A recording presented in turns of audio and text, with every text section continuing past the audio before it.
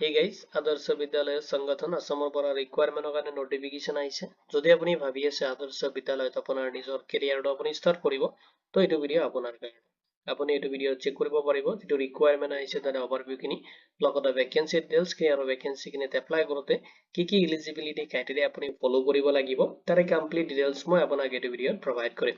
কেতিয়াৰ পৰা apply start হ'ব, কেতিয়ালৈকে লাষ্ট আপুনি এপ্লাই কৰিব পাৰিব, সেইখিনি ডিটেইলছো আপুনি চেক কৰিব পাৰিব। এইটো ৰিকুৱাৰমেন্ট ৰিলেটেড যদি কোনো ধৰণৰ কোৱেশ্চন থাকে আপুনি এই ভিডিঅ'ৰ কমেন্ট সেকশনত কমেন্ট কৰি দিব। উইদিন 48 আৱাৰ্ছ আপুনি জব এলাৰ্ট ডেস্কৰ পৰা ৰেছপন্স পাব। তাহক দেৰি নকৰি আজিৰ ভিডিঅ'টো আৰম্ভ কৰোঁ। আদৰ্শ বিদ্যালয় সংগঠন ৰিকুৱাৰমেন্ট 2025 ৰ কাৰণে আহিছে নোটিফিকেশনটো আৰু তাৰে কমপ্লিট ডিটেইলছ আপুনি এই ভিডিঅ'ত চেক কৰিব পাৰিব। এতিয়া চাই লওক যিটো ৰিকুৱাৰমেন্ট আহিছে তাৰে অভাৰভিউ খিনি। অৰ্গেনাইজেশ্যন আদৰ্শ বিদ্যালয় সংগঠন আসামৰ পৰা আহিছে নোটিফিকেশনটো। পোষ্ট নেম খিনি দি আছে আপুনি পিজিটি টিজিটি লগতে assistant teacher and laboratory assistant পোষ্টৰ কাৰণে এপ্লাই কৰিব পাৰিব। টোটেল ভেকেন্সি দি আছে আপুনি এপ্লাই কৰিব পাৰিব 148 পোষ্টৰ কাৰণে। লগতে এপ্লিকেশন যেটো মোড হয় আপুনি অনলাইনত কৰিব লাগিব। কেনেকৈ অনলাইনত এপ্লিকেশন কৰিব এইখিনি ডিটেইলছ আপুনি চেক কৰিব পাৰিব। এপ্লাই ষ্টাৰ্ট হৈছে আপোনাৰ 11 ডিসেম্বৰ 2025 ৰ পৰা।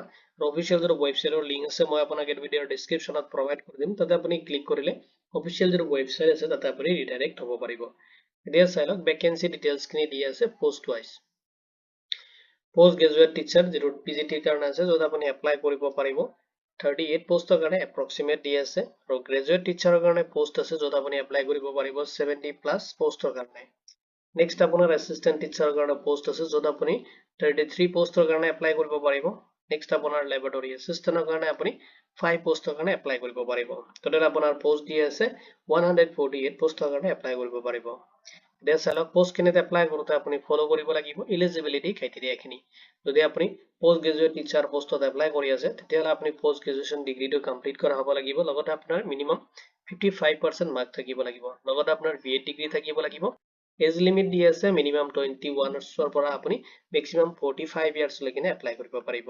নেক্সট যেটো পোষ্ট আছে গ্ৰেজুৱেট টিচাৰ যেটো জিটিৰ কাৰণে আছে, গ্ৰেজুৱেশ্যন আপুনি কমপ্লিট কৰা হ'ব লাগিব আৰু যেটো পোষ্টত আপুনি এপ্লাই কৰি আছে তাৰ যেটো সাবজেক্ট হয় তাতে আপুনি সাবজেক্ট লৈ কিনে গ্ৰেজুৱেশ্যন কৰা হ'ব লাগিব। উইথ আপোনাৰ মিনিমাম 55% মাৰ্ক থাকিব লাগিব আপোনাৰ গ্ৰেজুৱেশ্যনত। লগতে আপুনি যদি বিএড কৰিছে ডিএলএড ইজ মেণ্ডেটৰী থাকিব লাগিব, যদি আছে ডিএলএড নহলে বিএড আপুনি কৰিব লাগিব, যিকোনো দুটাৰ ভিতৰত এটা আপোনাৰ মেণ্ডেটৰী থাকিব লাগিব।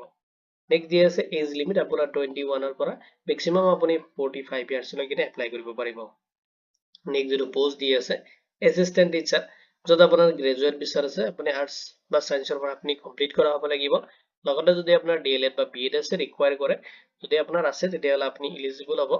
এজ লিমিট দি আছে মিনিমাম 21 ইয়াৰ্ছ আৰু আপোনাৰ মেক্সিমাম আপুনি 45 ইয়াৰ্ছ লৈকে এপ্লাই কৰিব পাৰিব। নেক্সট যেটো পোষ্ট আছে লেবৰেটৰী এসিস্টেন্টৰ কাৰণে তাতে আপোনাৰ হাইয়াৰ সেকেন্ডাৰী বিচাৰিছে, আপুনি সায়েন্সৰ পৰা কমপ্লিট কৰা হ'ব লাগিব হাই সেকেন্ডাৰীটো, লগতে আপোনাৰ 55% মাৰ্ক থাকিব লাগিব। এজ লিমিট বিচাৰিছে যদি আপোনাৰ 21 ইয়াৰ্ছ হৈছে মিনিমাম তেতিয়াহ'লে এপ্লাই কাৰণে এলিজিবল হ'ব। মেক্সিমাম আপুনি 45 ইয়াৰ্ছ লৈকে এপ্লাই কৰিব পাৰিব। এতিয়া চালক এপ্লাই কৰোঁতে আপুনি এপ্লিকেশ্যন ফি পেমেন্ট কৰিব লাগিব আৰু পোষ্ট ওয়াইজ এপ্লিকেশ্যন ফি খিনি ডিভাইড কৰি দি আছে। যদি আপুনি পিজিটি পোষ্ট গ্ৰেজুৱেট টিচাৰ পোষ্টত এপ্লাই কৰে তেতিয়াহ'লে আপুনি 350 এটা পেমেন্ট কৰিব লাগিব। যদি আপুনি গ্ৰেজুৱেট টিচাৰ পোষ্টত এপ্লাই কৰে 250 এটা আপুনি পেমেন্ট কৰিব লাগিব। যদি আপুনি এসিস্টেন্ট টিচাৰ পোষ্টত এপ্লাই কৰি আছে তেতিয়া 200 এটা পেমেন্ট কৰিব লাগিব। যদি আপুনি লেবৰেটৰী এসিস্টেন্ট পোষ্টত এপ্লাই কৰি আছে তেতিয়াহ'লে 150 এটা আপুনি পেমেন্ট কৰিব লাগিব। এতিয়া চাই লওক পোষ্টখিনিত আপোনাৰ যেটো সিলেকশ্যন প্ৰসেছ দি আছে, ফাৰ্ষ্টত আপোনাক শৰ্টলিস্টেড কৰা হ'ব, যেটো আপোনাৰ একাডেমিক পাৰফৰমেন্স আছে তাৰ ওপৰত বেছ কৰি কিনে কৰা হ'ব। নেক্সট আপোনাৰ ডকুমেন্টছ ভেৰিফিকেশ্যন হ'ব। নেক্সট আপোনাৰ টিচিং যিখিনি আছে teaching proficiency test and interview আপুনি ফেচ কৰিব লাগিব। ফাইনেল মেৰিট লিষ্ট খিনি ওলাই যাব, এইখিনি প্ৰসেছত আপোনাৰ সিলেকশ্যন কৰা হ'ব। এতিয়া চাই লওক কেনেকৈ আপুনি এপ্লাই কৰিব। এপ্লাই কৰিবলৈ ফাৰ্ষ্টত আপুনি অফিচিয়েল ৱেবছাইটত ভিজিট কৰিব লাগিব। নেক্সট আপুনি যাব লাগিব ৰিকুৱাৰমেন্ট সেকশনত আৰু তাতে আপুনি চাব যেটো লেটেষ্ট ৰিকুৱাৰমেন্ট আহিছে তাতে এপ্লাই অনলাইন বাটনটো দি আছে, তাতে ক্লিক কৰি দিব। ফাৰ্ষ্ট টাইম ভিজিট কৰি আছে যদি আপুনি ৰেজিষ্ট্ৰেশ্যন কৰিব, য'ত আপোনাৰ বেছিক কিছুমান ডিটেইলছ তাতে ফিল আপ কৰিব। নেক্সট আপোনাৰ এপ্লিকেশ্যন ফৰ্মটো ফিল আপ কৰিব, য'ত ৰিকুৱাৰমেন্ট ডিটেইলছখিনি আপুনি ফিল আপ কৰি কিনে আপোনাৰ এপ্লিকেশ্যনটো নেক্সট ষ্টেপত আপুনি আপলোড কৰিব লাগিব ৰিকুৱাৰমেন্ট ডকুমেন্টছখিনি। নেক্সট আপোনাৰ এপ্লিকেশ্যন ফি যেটো কেটেগৰী ৱাইজ দি আছে সেইখিনি আপুনি পেমেন্ট কৰিব লাগিব পোষ্ট ৱাইজ। নেক্সট আপুনি আপোনাৰ এপ্লিকেশ্যনটো সাবমিট কৰিব। এজ এ ফিউচাৰ ৰেফাৰেন্সৰ কাৰণে আপোনাৰ এপ্লিকেশ্যন একনলেজমেন্ট ৰিচিপ্ট লগতে আপোনাৰ পেমেন্ট ৰিচিপ্টটো আপুনি প্ৰিন্ট আউট ৰাখিব।